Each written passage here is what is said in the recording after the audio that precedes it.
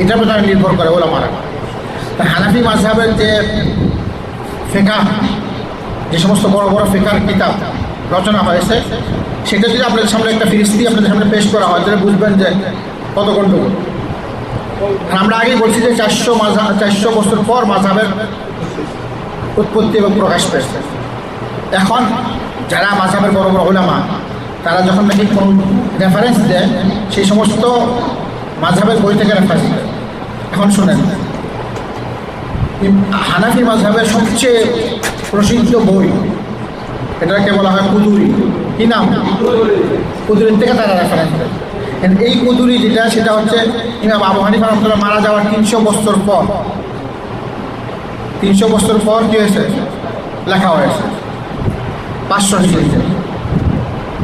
500 হিজরিতে লেখা হয়েছে রসুল ইমাম আবু হানিফা মারা যাওয়ার পর। তাহলে ইমাম আবু হানিফার কোনো হাতই নাই এটাতে। তো কীভাবে সেটা হানাফি মাযহাবের রেফারেন্স বা বই হইল? ইমাম কুদুরি উনি লিখেছেন, আর লেখাটা 500 হিজরিতে লিখেছেন। আর কখন লিখেছেন? ইমাম আবু হানিফা মারা যাওয়ার 300 বছর পর। দ্বিতীয় বই আসেন, সেটা হচ্ছে হিদায়া। এই হিদায়া সবাই রেফারেন্স দেয়। হিদায়াও একটা হানাফি মাযহাবের একটা প্রসিদ্ধ ফিকহি বই। সেটা 400 বছর পর লেখা হয়েছে। ইমাম আবু হানিফা রাহমাতুল্লাহ মারা যাওয়ার 400 বছর পর 600 হিজরিতে লেখা হয়েছে। ঠিক তেমনিভাবে শারহে ওয়াকায়া, এটাও একটা বই, সেটা 600 বছর পর লেখা হয়েছে। ফাতহুল কাদির, সেটা 700 বছর পর লেখা হয়েছে। বাহরুল রায়, এটা 800 বছর পর লেখা হয়েছে। তারপর দুরুল মুখতার, এটা 800 বছর পর লেখা হয়েছে, 900 বছর পর। ফাতাওয়াই আলমগীর, এটা 1000 বছর পর লেখা হয়েছে। অর্থাৎ ইমাম আবু হানিফা মারা যাওয়ার 1000 বছর পর এটা রচনা করা হয়েছে। তো এইভাবে মাযহাবের যে বইগুলো আছে, ইমামদের নামে পরবর্তী ওলামারা তাদের নামে এটা রচনা করেছে। অর্থাৎ এই সমস্ত রচনার ক্ষেত্রে তারা ইমামরা জানেও না, তারা 400 বছর আগে মারা গেছে। এখন 500 হিজরিতে লেখা হয়েছে প্রথম বই কুদুরি, আর হিদায়া লেখা হয়েছে 600 হিজরিতে। আর তখন তিনি মারা গেছেন 400 বছর আগে। আপনি যত দেখবেন এইগুলা, এই যে রচনাগুলো লেখা হয়েছে, রচনা করা হয়েছে, ওনাদের সাথে এদের কোনো সম্পর্কই নেই, অনেক যুগ চলে গেছে। এখন আপনি যদি মাযহাব মানেন, সর্বশেষ কথা, তাহলে আপনাকে কী করতে হবে? অনেক ক্ষেত্রে কোরআন ও হাদিসের পরিপন্থী কাজ করতে হবে। এটার 5টা এক্সাম্পল দিয়ে আমি শেষ করতেছি।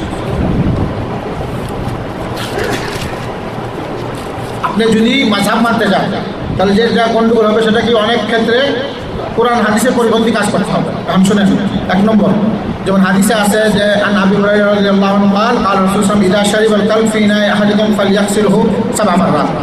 এটা বুখারী শরীফের হাদিস। যদি কুকুর বাটিতে মুখ দেয়, তাহলে এই বাটিটা আপনাকে 7 বার দিতে হবে। কতবার?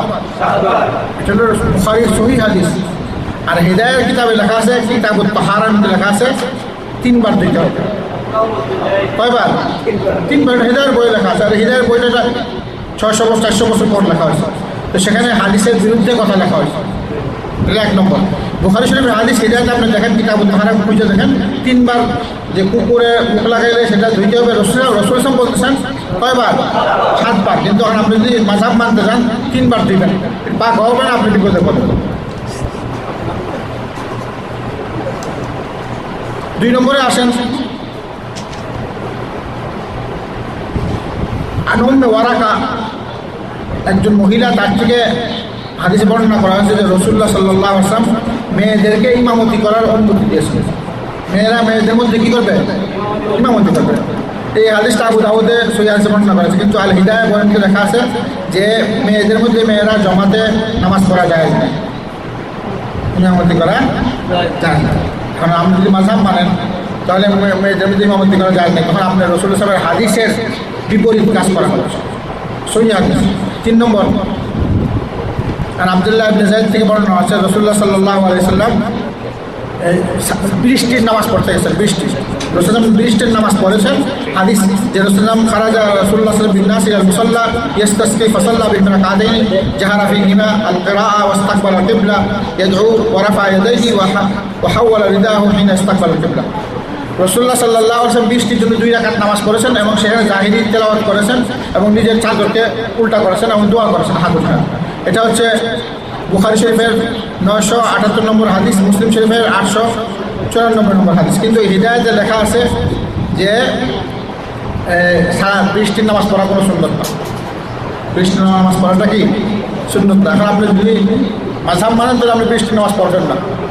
অথচ এই দেশে আপনি দেখতেছেন যে প্রতি বছরই কয়েকবার হারামাইন শরীফের মধ্যে এবং পুরা সৌদি আরবের বিভিন্ন বড় বড় জামে মসজিদে মাঠে কি নামাজ পড়া হয়? বৃষ্টির জন্য রাসূলুল্লাহ সাল্লাল্লাহু আলাইহি ওয়াসাল্লামের সুন্নতের অনুসরণের ক্ষেত্রে এই কাজ করা হয়। সর্বশেষ আরেকটা বলতেছে, সেটা হচ্ছে ইবনে মাসউদ আল আনসারী থেকে বর্ণিত, রাসূল সাল্লাল্লাহু নিষেধ করেছেন যে কুকুর বিক্রি করে টাকা পয়সা নেওয়া, কুকুর বিক্রি করা, আর জিনার যে পয়সা আর খনকারের পয়সা, এই তিনটা পয়সাকে হারাম ঘোষণা দেওয়া হয়েছে। কুকুরের বিক্রির পয়সা আর জিনার পয়সা এবং কি খনকারের হাদিস। কিন্তু এই হেদায়ের বইতে লেখা আছে, বেচা কেনার অধ্যায় লেখা আছে যে কুকুরের বেচা কেনার টাকা পয়সা যায়। 4 নম্বর জাবের রাদিয়াল্লাহু আনহু থেকে বর্ণিত, মুআয ইবনে জাবাল রাদিয়াল্লাহু আনহু যখন রাসূল সাল্লাল্লাহু আলাইহি ওয়াসাল্লাম নামাজ পড়তেন এবং নিজের এলাকায় গিয়ে তিনি ইমামতি করতেন, অর্থাৎ নফল নামাজের পিছনে ফরজ নামাজ জায়েজ নাই। এটা হিদায়াতে মাযহাব মানলে আপনি এটাও করবেন, মাযহাবের মধ্যে আছে। কিন্তু হাদিসে আছে যে মুআয রাদিয়াল্লাহু আনহু রাসূল সাল্লাল্লাহু আলাইহি ওয়াসাল্লামের পিছনে ঈশা নামাজ পড়তেন এবং নিজের এলাকায় গিয়ে তিনি নামাজ পড়াইতেন, অর্থাৎ তারা কোরআন নফল নিয়ত আর পিছনে মানুষ ফরজ নামাজ পড়তেছে। এটা হাদিস। কিন্তু আপনি যখন হাদিস ছেড়ে যখন নাকি মাযহাব মানবেন তখন আপনাকে কী করতে হবে? হাদিসের পরিবর্তে কাজ করতে হবে। সর্বশেষ ইবনে আব্বাস থেকে বর্ণিত, রাসূলুল্লাহ সাল্লাল্লাহু আলাইহি ওয়াসাল্লাম সফরের মধ্যে নামাজকে একত্রিত করতেন, যোহর আসর, এটাকে জামে তাকদিম বলে, আগে পড়া বা জামে তাখির, সফরের সুবিধার জন্য। সফরে গেলে আপনি দুইটা নামাজ একসঙ্গে পড়তে পারেন, যোহর এবং আসর, অথবা মাগরিব এবং ইশা। এটা মানুষের সুবিধার জন্য করা হয়েছে। কিন্তু আপনি যদি মাযহাব মানেন, মাযহাবে জায়েজ নাই, হানাফি মাযহাবে এটা জায়েজ নাই। আপনি শুধুমাত্র হজে গেলে পড়বেন, এছাড়া কোনো সফরে এটা জায়েজ নাই। এখন যদি আপনি হানাফি মাযহাব মানতে চান তাহলে এই সহিহ হাদিসের এভাবে শত শত দলিল আছে, আপনাদের সামনে খালি 5টা পেশ করা হয়েছে। অবশেষে আমি এই কথা বলবো যে আল্লাহ রাব্বুল আলামিন যে মূল কথা, সেটা হচ্ছে যে আল্লাহ রাব্বুল আলামিনের সৃষ্টির উদ্দেশ্য হচ্ছে আল্লাহর ইবাদত করা। আর আল্লাহর এই ইবাদতটা তাওহীদ ভিত্তিক, সুন্নত ভিত্তিক হতে হবে, তখন আল্লাহর কাছে কী হবে? গ্রহণযোগ্য হবে। এবং কোরআনটা পরিপূর্ণ, দ্বীন ইসলাম পরিপূর্ণ। কোরআনটা নিজেই ব্যাখ্যা করেন এবং রাসূলুল্লাহ সাল্লাল্লাহু আলাইহি ওয়াসাল্লাম সমস্ত কিছু ব্যাখ্যার মাধ্যমে আমাদেরকে জানিয়ে দিয়েছেন। কাজে স্পষ্ট বা জটিলতা কোনো নাই, কোরআনেও নাই, হাদিসেও নাই, শুধু জানার ব্যাপার। আর দিনটা একদম দিবালোকের মতো একদম স্পষ্ট।